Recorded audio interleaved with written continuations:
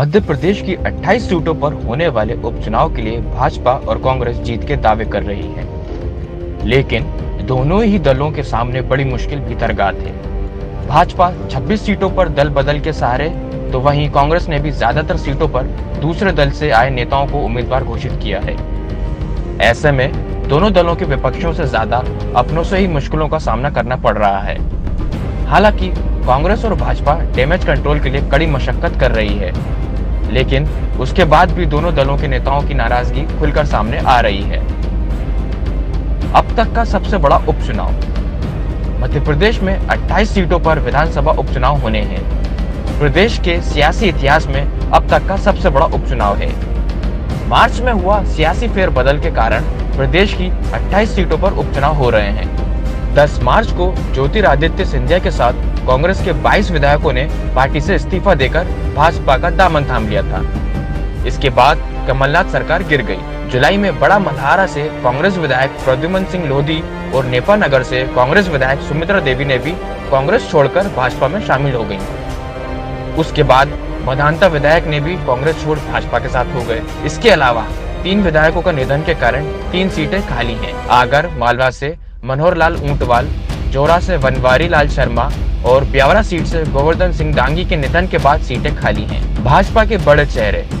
28 सीटों पर होने वाले उपचुनाव के लिए भाजपा के पास कई बड़े चेहरे हैं, लेकिन चुनाव में मुख्य रूप से मुख्यमंत्री शिवराज सिंह चौहान और ज्योतिरादित्य सिंधिया की प्रतिष्ठा दांव पर लगी है।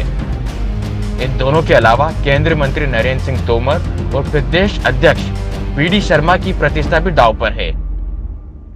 ज्योतिरादित्य सिंधिया, वी.डी. शर्मा और नरेंद्र सिंह तोमर ग्वालियर चंबल क्षेत्र से आते हैं। जिन 28 सीटों पर उपचुनाव होना है, उनमें से 16 सीटें इसी अंचल की हैं।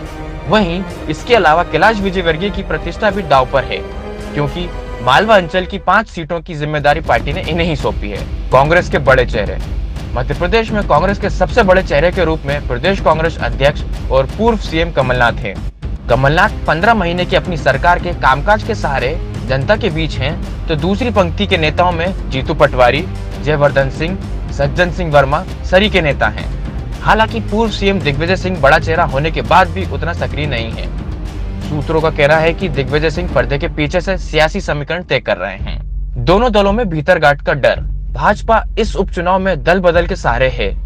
अगर ब्यावरा, जौरा और आगर मालवा सीटों को छोड़ दे तो बची 25 सीटों में लगभग उम्मीदवार तय हैं। ये वही उम्मीदवार हैं जो कांग्रेस छोड़कर भाजपा में शामिल हुए हैं। इन नेताओं की संभावित दावेदारी को देखते हुए पार्टी के कई नेता अपने राजनीतिक भविष्य को लेकर संशय में हैं और पार्टी के मंचों पर अपनी नाराजगी भी जाहिर कर चुके हैं। सागर जिले की सुर्खी विधानसभा सीट से पूर्व विधायक पारुल साहू और ग्वालियर पूर्व से सतीश सिकरवर भाजपा छोड़कर कांग्रेस में शामिल हो गए हैं और कांग्रेस ने इन्हें उम्मीदवार भी घोषित कर दिया है।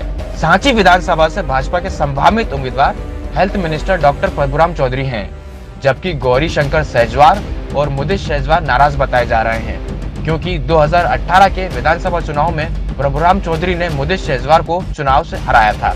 हाट पिपलिया विधानसभा सीट से मनोज चौधरी संभावित उम्मीदवार हैं।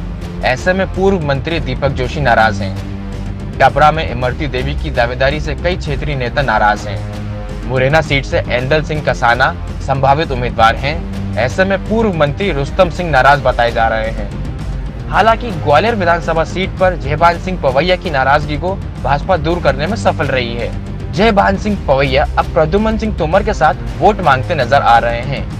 हालांकि इसके बाद भी पवैया सिंधिया के खिलाफ कई बार टिप्पणी कर चुके हैं। वहीं सिंधिया के भाजपा में शामिल होने के बाद प्रभात झा भी नाराज है। हालांकि उनकी नाराजगी अभी तक सार्वजनिक तौर पर खुलकर सामने नहीं आई है। वहीं दूसरी तरफ कांग्रेस में भी नाराजगी का दौर चल रहा है। 28 सीटों में से 24 सीटों पर कांग्रेस में अपने उम्मीदवार घोषित कर दिए हैं। इनमें से ज्यादातर उम्मीदवार दूसरी पार्टी है, तो कई उम्मीदवार को पहली बार मौका दिया गया है, जिससे सीनियर नेता नाराज हैं। करेरा विधानसभा सीट से कांग्रेस ने प्रज्ञीलाल जाटव को मैदान में उतारा है। इससे नाराज होकर पूर्व विधायक शकुंतला खट्टी कांग्रेस छोड़कर भाजपा में शामिल हो गई हैं। वहीं दिमनी विधानसभा सीट में कांग्रेस कार्यकर्ता रविंद्र तोमर को भारी बताकर विरोध कर रहे हैं। सुर्खी से पारुल साहू को उम्मीदवार बनाए जाने पर क्षेत्रीय नेता नाराज हैं। वहीं सतीश सिकरवर के उम्मीदवार घोषित होने से ग्वालियर पूर्व के नेता भी नाराज हैं।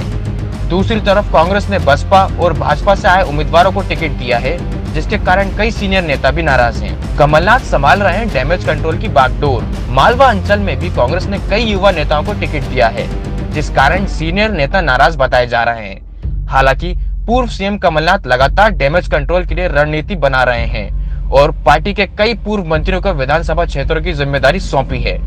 वहीं मेहगांव विधानसभा सीट पर राकेश चतुर्वेदी की दावेदारी को लेकर पैच फंसा हुआ है। दिग्विजय सिंह, अजय सिंह और पूर्व मंत्री डॉक्टर गोविंद सिंह राकेश चतुर्वेदी के नाम पर आपत्ति जता चुके हैं, जिस कारण अभी तक इस सीट पर फैसला नहीं हो पाया है। भाजपा का डैमेज कंट्रोल मिशन। अपनी पार्टी के नाराज नेताओं को मनाने के लिए पार्टी डैमेज कंट्रोल में लगी हुई है। इंदौर जिले की सांवेर विधानसभा सीट में पूर्व विधायक राकेश सोंकर की नाराजगी को दूर करने के लिए भाजपा ने उन्हें इंदौर ग्रामीण का जिला अध्यक्ष नियुक्त किया है। वहीं गोहद विधानसभा सीट से लाल सिंह आर्य की नाराजगी को दूर करने के लिए उन्हें जेपी नड्डा की टीम में शामिल किया गया है। लाल सिंह आर्य को अनुसूचित जाति मोर्चे की राष्ट्रीय अध्यक्ष बनाया गया है। ग्वालियर चंबल की 16 सीटों में से 9 सीटें ST/SC के लिए आरक्षित हैं। ऐसे भाजपा ने लाल सिंह आर्य को पद देकर गोहद के साथ साथ बची हुई 8 सीटों को भी साधने की कोशिश की है। दोनों को डर। उपचुनाव में दोनों ही दलों को भीतरघाट से डर है। इसी कारण दोनों पार्टियों के नेताओं का मुख्य फोकस नेताओं की नाराजगी दूर करना है।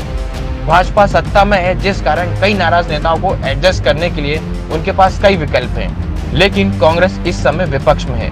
ऐसे में कांग्रेस के पास संगठन के अलावा दूसरा कोई विकल्प नहीं है।